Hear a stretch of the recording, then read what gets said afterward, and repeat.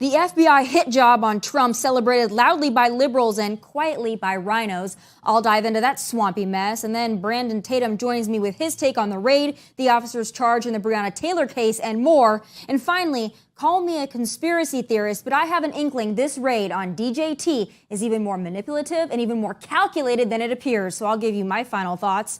It's my last day in my 20s, and the show starts right now.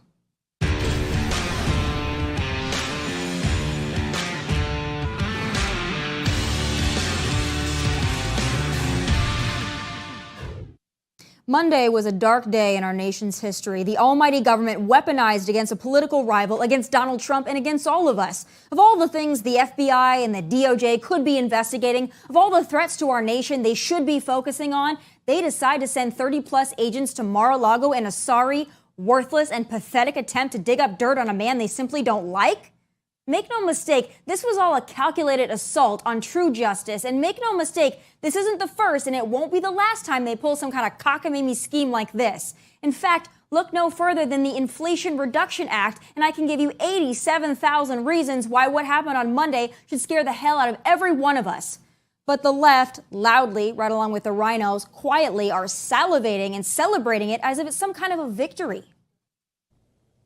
I mean, the reason you might buy tomorrow's paper is because if the world doesn't collapse into ash by then, your grandkids someday are going to look at that old physical newspaper you were able to save from August 9th, 2022, and they are going to goggle at the thought of what your life must have been like.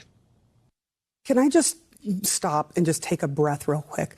A former president's home has been searched now by a number of FBI agents. When you look at this in the view of sort of 30,000 feet and history, Maggie, I'll start with you. How big of a moment is this? Is this a moment we are all going to remember? Yes, we're all going to remember being together on this night, because this is a night where you are going to remember where you were. It's Michael Cohen on Michael Cohen Reacts. All right, knock, knock. Who's there? The FBI, that's who's there. I hate to burst your bubbles and rain on your parade, but the safe was empty, and this whole thing is only going to energize the so-called ultra-megas to dig in deeper. But my favorite reaction came from the self-righteous goon Eric Swalwell. Hey, Eric, those who live in fang houses shall not throw stones, my friend. All of these folks are sick and twisted. Did they not realize when we take back Congress and then the White House, likely with Donald Trump again in 2024, that Republicans can turn right around and weaponize the same machine against them? Send the FBI to really investigate Swally Boy and his Chinese spy? Send the FBI to investigate Nancy's insider trading? Send the FBI to investigate Hunter and the big guy? Send the FBI to investigate the Clinton crime family or crooked Hillary herself or the Russia hoax, witch hunt her campaign fueled? Is that how this is going to go now? Instead of protecting Americans and American interests, will the FBI and the DOJ now be primarily used for Oppo research on political rivals? This whole thing is Watergate on crack. Be careful what you wish for, Democrats. This is going to come right back to bite you square in the ass. Bet on that.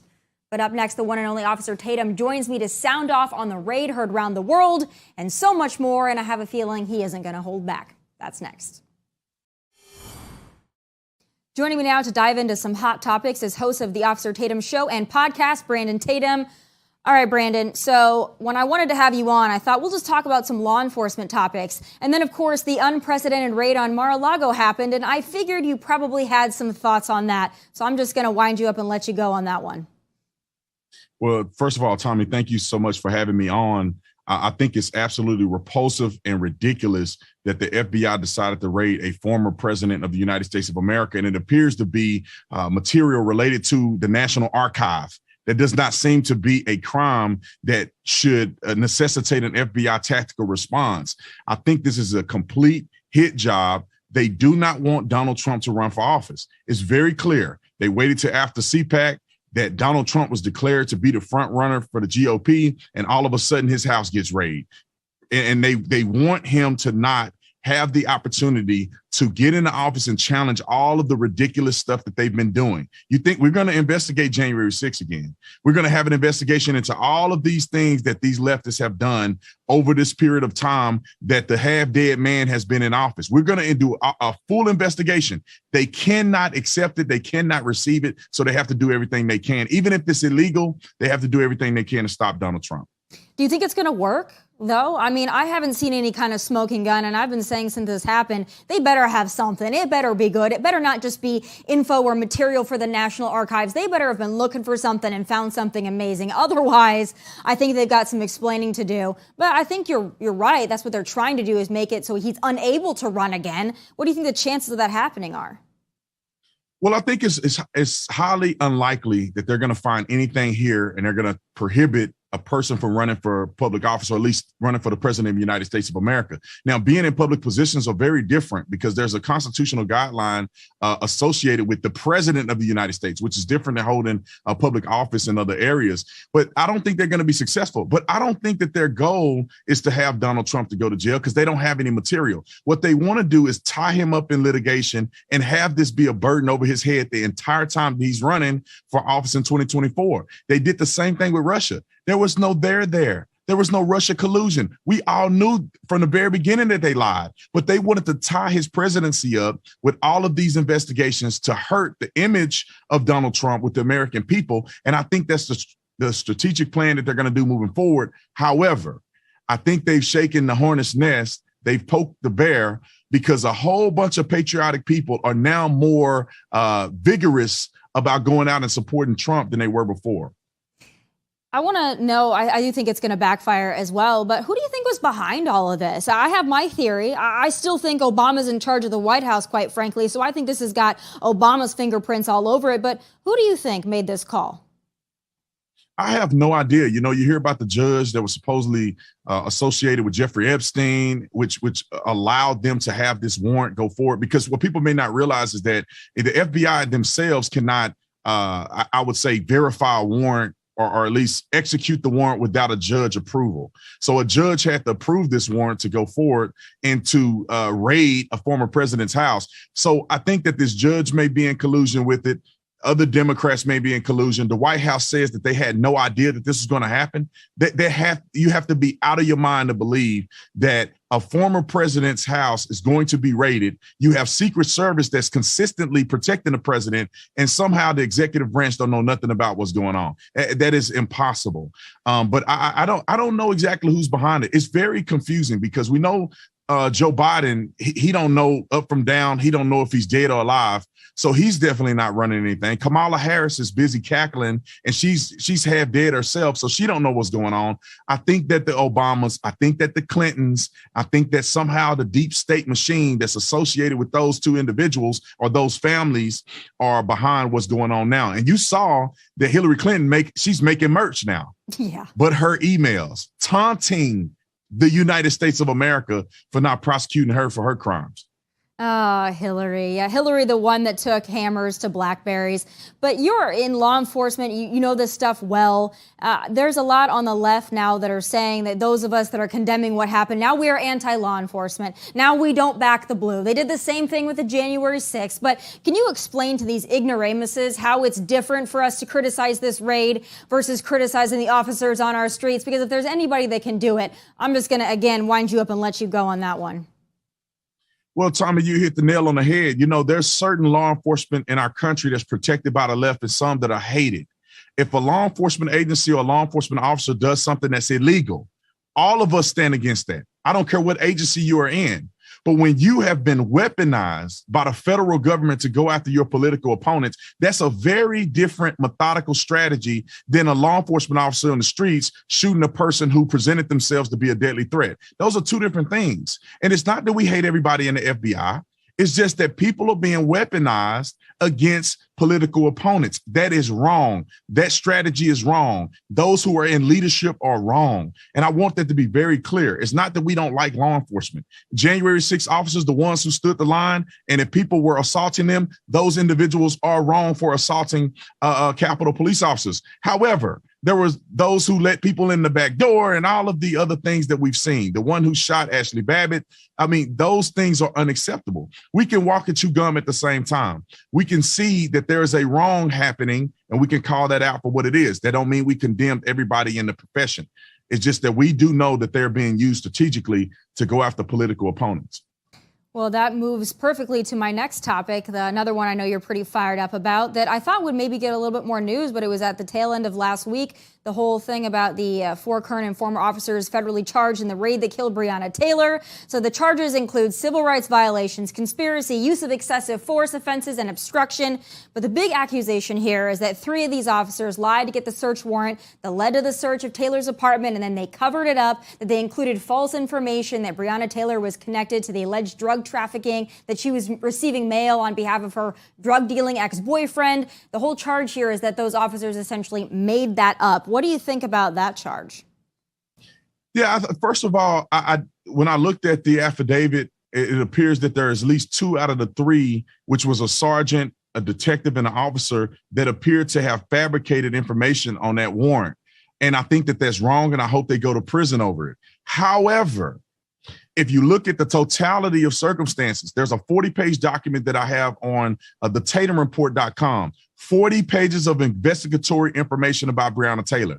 Although I think that the officers were wrong for adding extras on a warrant, which they had plenty of probable cause to get a warrant on her house anyway. Although they added extras, I think they were wrong. But people need to understand that there was so much evidence with Breonna Taylor being associated with Jamarcus Glover, who was I would say the head person that they were going after, that they didn't have to lie.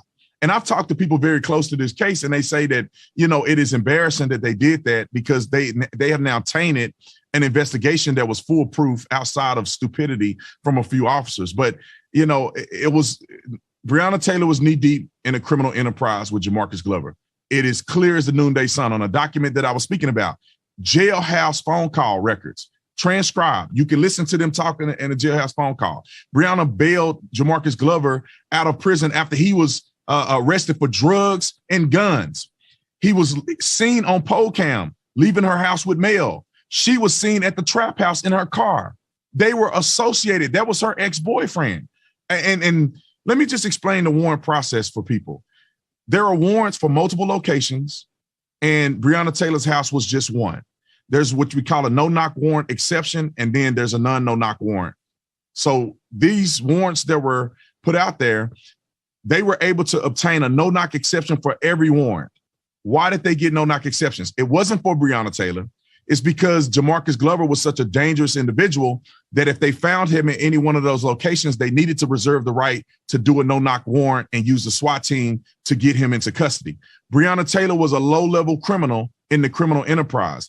That's why the police officers knocked and announced at her door, and they did not do a no-knock exception. Unfortunately, her boyfriend decided that he's going to shoot the cops. After they announced, he even came to the door and made mention, who is it? Because he heard them speaking. He heard them knocking on the door. And he ended up getting out of bed. She was out of the bed with him. He shot at the police officers when they came in. They returned fire. Unfortunately, Breonna Taylor was killed. They want to act as if Breonna was not involved. That's my biggest problem. You can call out those officers who fabricated information on the warrant, but don't lie and say that Breonna Taylor wasn't involved. Don't lie and say the cops conducted a no-knock warrant and that was not true. And don't lie and say that she was unjustifiably shot, because cops have the right to return fire and defend their lives if someone is shooting at them. So all of those things can be true at the same time. People just need to get the record straight. I'm so glad that you brought that up, because to this day, the left is still saying that she was shot while she was asleep. They are still saying that. And then they're also saying another one of those things they like to throw at us, because they like to try to get a gotcha moment on Republicans and Second Amendment supporters. They like to say, people were barging in. Didn't her boyfriend have the right to actually shoot at somebody that he thought was burglarizing the apartment? That is still the narrative they're going with, Brandon, is that the police just rushed in, started shooting, and her boyfriend was startled, so he returned fire. He thought they were being burglarized. It's not the truth, but they're getting away with passing that off as the truth. How? Because, we do a bad job on our side of making sure we disseminate information properly. And when I say our side, in law enforcement, because law enforcement officers knew already what really happened, but they couldn't disseminate that information faster than the lie. It's clear that Breonna Taylor wasn't sleeping in a bed. She was found dead in a hallway. So how you sleep in your bed and somehow you hover over to the hallway with gunshot wounds? That's not going to happen. It's not true. But people often like to say, well, he was a legal gun owner and all that stuff. You know, the funny thing is that a lot of people are legal gun owners until they commit felony crimes or they caught committing felony crimes. I have the information. We have the documentation. Her boyfriend, Walker, was involved in all this stuff too. They just didn't catch him yet. So this guy is coming to the door, shooting blindly. Pretty much he's shooting blindly at the door because you know what? They thought that this was probably individuals that were coming to shake them down for drugs and money. It's no way. What other reason is he doing that? Why? What other reason are you paranoid when you hear people yelling police at the front door? And people don't understand the dope game. They yelling police at the door. He probably didn't believe them because criminals do the exact same thing. When they want to do a home invasion, they'll beat the door down. They'll say, police, police, police, to get you to open the door. And then they tie you up, bound you, kill you, and steal your drugs. And a lot of people like to say this. They say, well, there was no drugs found. Well, we don't know if they flushed drugs because after Breonna Taylor was shot, he didn't come to the door. Police weren't able to get in for almost 15 minutes. So he could have been flushing drugs at the time. We don't know what he did in there by himself, cowering for 15 minutes before law enforcement got into the location. So, you know, we got to be stronger about our convictions. You know, this woman was, you know, unfortunately killed, but she was involved in a criminal enterprise. And the officers did exactly what they were supposed to do. And I want to make this point about no-knock warrants. If they had conducted a no-knock warrant on Breonna Taylor's house, she would still be alive today because they conducted a no-knock warrant on the trap house, which allowed him to the speed and surprise to not be shot by assailants. They were able to get in, make arrests before they knew what happened. That's the beauty of no-knock warrants and a no-knock exception. That's why people do it all over the country. When I was on the SWAT team, all we did was no-knock exceptions, and nobody got killed, nobody got hurt because we were tactically inclined and we did the things that made everybody safe. Now, I just want people to understand that because people are afraid of no-knock warrants, but when you look at the totality of how they're exercised and how they're executed by SWAT teams, it's a lot safer than dealing with criminals and you knock and announce. I'm glad you brought that up, too. And I've watched you talk about this ever since this case was unfolding. People are still saying that it was a no-knock, and people are still saying we need to get rid of no-knock warrants. That's something that's been put by those that want some kind of a police reform. Again, thank you for breaking that all down. It's so important for our listeners to hear that so that they can have the tools to discuss this, because oftentimes when you're dealing with a situation that involves race, that involves a really emotionally charged issue, those that actually have the facts don't want to share the facts because they don't want to be called a racist. I'm so glad to have you. Thank you. You're welcome back anytime. Thanks for laying down the law and bringing some reality to this situation. And please come back anytime you like, because I always like talking to you. Thank you, Tomi, and you have an excellent show. Congratulations. Thank you so much. All right, and don't forget, guys, you can get exclusive content as well as the full show on Outkick.com. We're also streaming on socials, but now you can watch the show right on our website, so make sure you check it out, Outkick.com. But up next, the raid on Donald Trump will not deter his supporters. In fact, it'll only galvanize them. Could that actually be part of the plan? Stick with me and I'll explain, because my final thoughts are next. If the Democrats were hoping the hit job on Mar-A-Lago would end Trump's political career, they are sadly mistaken. But maybe, just maybe, they aren't so stupid after all. I'll tell you my theory, because it's time for Final Thoughts.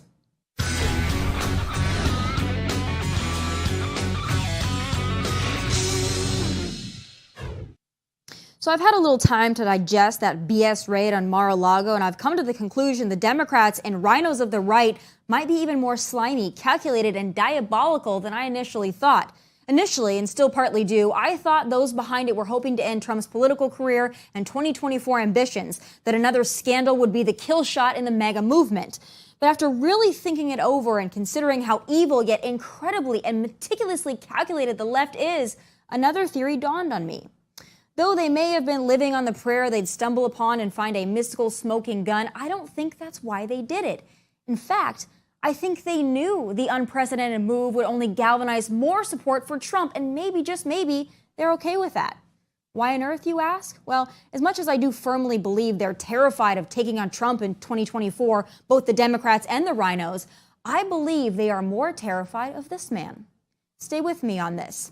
Up until this raid, it was starting to look like the MAGA movement was coalescing around Ron DeSantis over Donald Trump. After all, DeSantis is a highly approved of governor, a political bulldog, a strong speaker, and a kick-ass leader without all the baggage, scandal, and controversy of Trump. Precisely why he poses a huge threat to Democrats.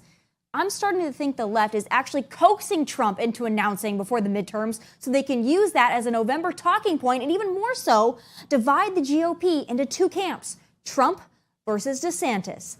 That split in our party would be damn near debilitating and is perhaps the only thing that could save the White House for Democrats.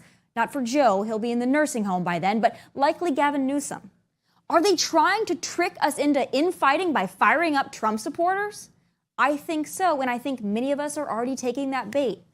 Look, I'd like to see Ron or Don win in 2024, but I have a strong feeling DeSantis is the shoo-in without any liability.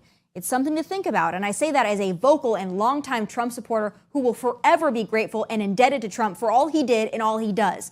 I just think we need to play this smart and not fall into any emotional landmines rigged up by the slimy left. Stay vigilant and stay smart, my friends. Those are my final thoughts. And don't forget, you can catch the full show on Outkick.com as well as our socials, but more exclusive content on Outkick.com. From Nashville, God bless and take care.